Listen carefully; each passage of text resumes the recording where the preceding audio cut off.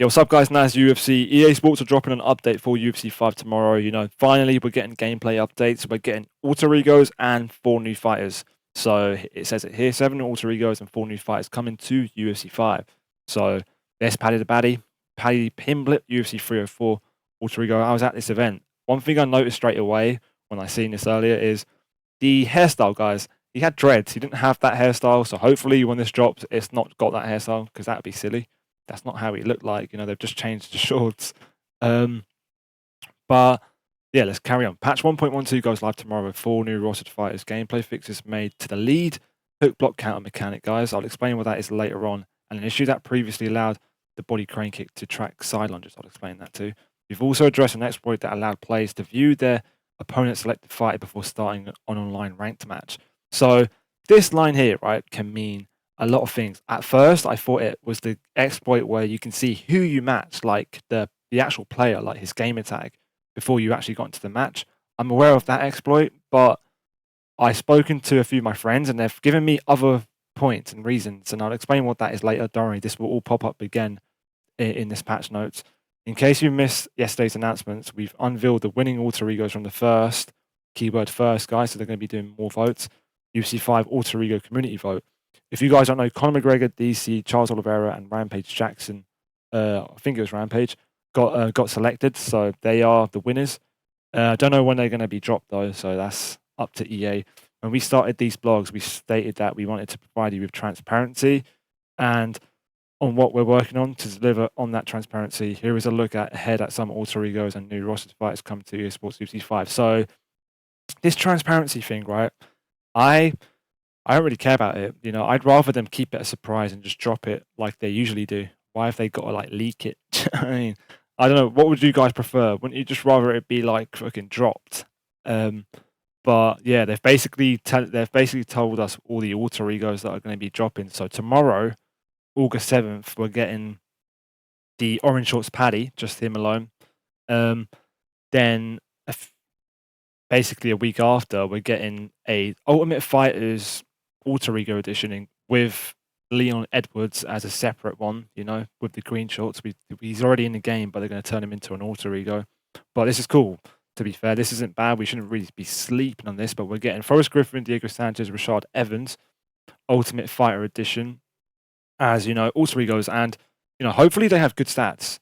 These alter egos, I hope EA Sports just give them crazy stats for absolutely no reason, because that way people will actually use different fighters in rank. So, the good thing about UFC 5, we're starting to see a lot less mirrors, and that's a cool thing, although in light heavyweight, because Alex Pereira is so OP, everyone's picking him, but in other weights, you barely get any mirror matches, which is cool. It's because they've given us so much options with these alter egos.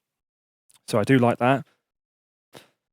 Alex Pereira will be added on August 20th. So I don't know why they're like spreading out throughout the month, but they're going to be dropping a UFC 303 Alex Pereira alter ego, which is pretty damn useless, man. It's literally, bro, I don't know why they've done that. The shorts will look a little bit different, but man, it will be the same. But yeah, whatever. August 27, Ian Gary with the purple shorts, if you remember that. He's going to be added in with, his stats and whatever. He won that night by wrestling, so I wonder if they'll give him a buff or not. We'll see. And here's a little map of future fighters that will be added, guys, into the game.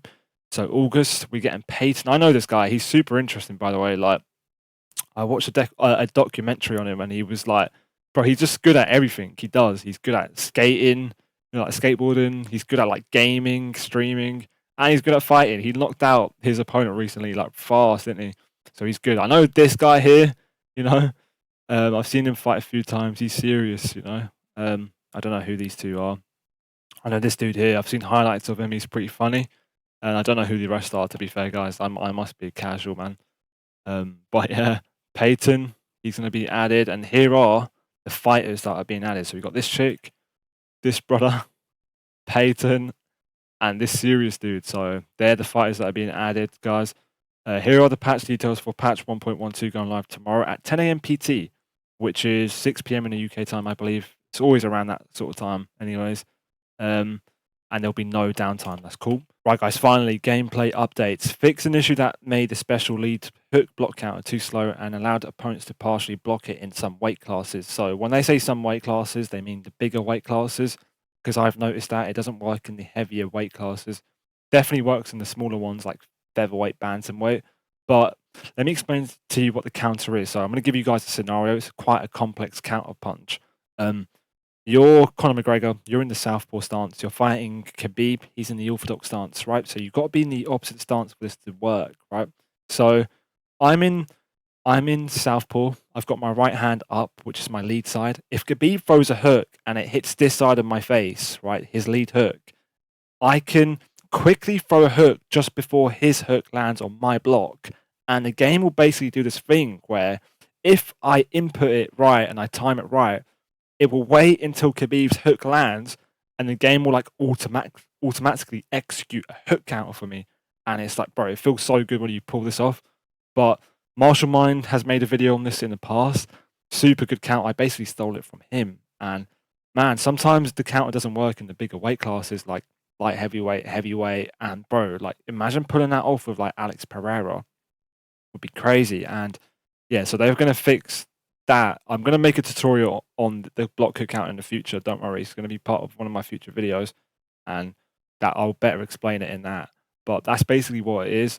Fix an issue that allowed fighters to walk unrealistically while recovering from stationary sways. So a lot of Div 20s are guilty of doing this. I've used it as well. I'll be real, guys. But it's not something I ever like intended to do until someone told me like, Naz, you do realize you're cheating by doing that slip moving back thing. I was like, am I? And I just I used it even more. Do you know what I mean? I realized it was OP, but it made sense because, you know, once I realized it was an exploit, I started to realize how many other people were doing it too. And I think it's just, I think people don't realize it's an exploit. They're just doing it because they're just playing the game and they're slipping and they're trying to move back to avoid damage, right? Which makes sense. I don't think it's intentional, but, you know, basically, when you slip and you move back, you're able to throw a punch and move back a lot faster if you slip and move back. But if you were to throw a punch and not slip and try and move back, the game will like wait until your hook animation finishes and you're like back in your normal stance. Then you will start moving back. And obviously, when you're in a brawl, you're throwing hooks, your opponent's pulling back, you're pulling back. If you're not using head movement, you know, you're not going to be able to get out the way fast enough. And it's really annoying. I have noticed it. Sometimes I'll throw a jab hook. My opponent will throw a jab hook, sorry. I will pull the hook, right? And I will throw a hook counter. And my opponent will slip. And that is the wrong thing to do, right? If he slips, he's going to get hit by my hook. But he's also moving back at the same time. And he will completely evade my hook, which sucks. And you get into these walls where you're not doing any damage and you're both wasting stamina. And, you know, this patch will fix that. You know, finally that's gone. I'm glad it's gone. Even though I used it by accident, I'm glad it's gone because I've noticed my opponents using it too. I'd rather it be fixed, guys, if I'm being honest. Fix an issue that allowed the body crane kick to track side lunges. So basically, Charles Oliveira can do the body crane kick. It's that jumping scissor kick thing he does that hits your body. You can also do it to your head too. Yeah, guys, I wouldn't even recommend side lunging. I don't use side lunges. Maybe like, bro, rarely. Bro, if you side lunge into a head kick, you're getting KO'd. So I don't know why you guys would risk it, man. Just block the crane kick if you see it coming at you. But yeah, this is where it gets a little bit interesting, guys. So I need some clarification from you guys too. So make sure you guys get involved. Address an exploit that allowed players to view their opponent's selected fighter before the start of an online ranked match. This issue was addressed by reducing the time allowed to lock in your fighter during the fighter selection phase. So when I read that, I thought, okay, they fixed that exploit where, I'll give you a scenario again. You search for a ranked match, you found a match, you're in the character select screen, you don't know who your opponent is, like you don't know their game tag. But if you hold the PS button, right, and you scroll down to UFC 5 and you go down to this area which says ranked, you know, it will tell you who you've matched. It will show the gamer tag of your opponent, and it's like, I've got no takedown defense 101 playing, right? You can be like, oh, it's that guy, he's shit at grappling. You know, then you could pick like Khabib and just out wrestle him. So I thought they were trying to patch that, your ability to view who you've matched in a ranked match, from the character select screen. But no, my friend suggests it could be something else, and I've kind of agreed with him a little bit. Let me know if you guys think he's right, or let me know if you think I'm right, or let me know if you think we're both wrong and you've got your own opinion on what it means. He said that when you find a match and there's a minute for you to pick, there would always be that one player who waits patiently, and he'll wait for you to pick first, and then he'll counter pick you. Like, say you picked Conor McGregor, right? He will then pick Khabib, UFC 229 Ultra Rigo, because obviously Khabib molds Conor, right?